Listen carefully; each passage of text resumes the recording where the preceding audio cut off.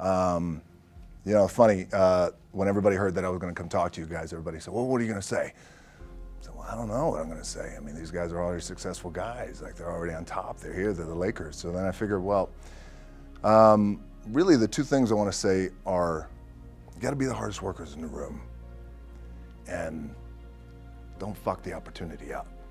I really didn't know what I was going to say because you guys are at the top, right? You made it. Like, you're here, right?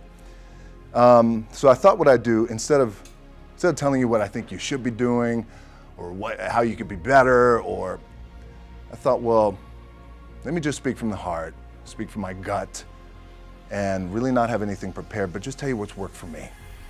And maybe some of the stuff that's worked for me might work for you now, currently, presently, as you guys have your goals and ambitions, NBA championship, MVPs in this room, things like that. But then further on down the line, as you guys continue to live your life. The first thing I would just want to say is this idea and this notion that you could be anything you want, you can accomplish anything you want, right? We hear that. You've heard that from the time you were little boys.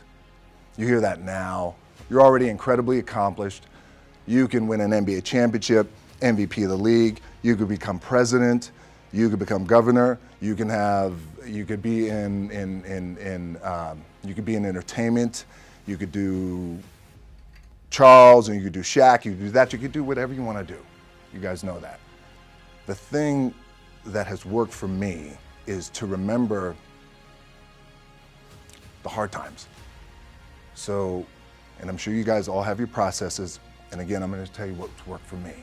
So before a big movie comes out, before, back in the days when I was wrestling with WWE, a WrestleMania match, anything big that would happen, I would always take a moment and I'd just remind myself, all right, I was evicted when I was 14. We were kicked off the island. We couldn't live in Hawaii. Had no place to live. A lot of shit happened then when I moved to Nashville. I was arrested multiple times by the time I was 16 years old. Like, I remember that. When I got cut from Canada, I had $7 in my pocket. And I always tell that story.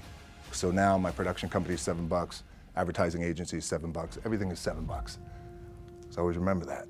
What helps me is to keep the hard times in the front of my mind, because it allows me to go into these big moments that I've worked my ass off. Just, this is what works for me.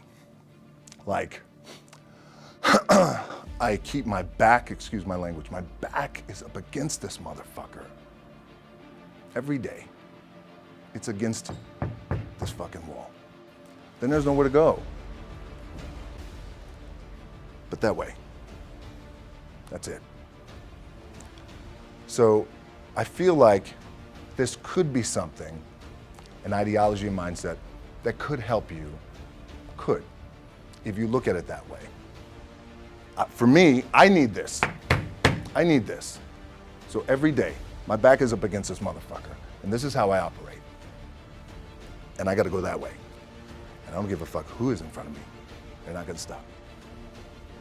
But the key with me is just always finding what the anchor is. And the fucking anchor is getting up at 4 o'clock in the morning every day before anybody else, and grounding my thought process is in the no one will outwork me. No one. All starts with this. 2 hands, putting it to work.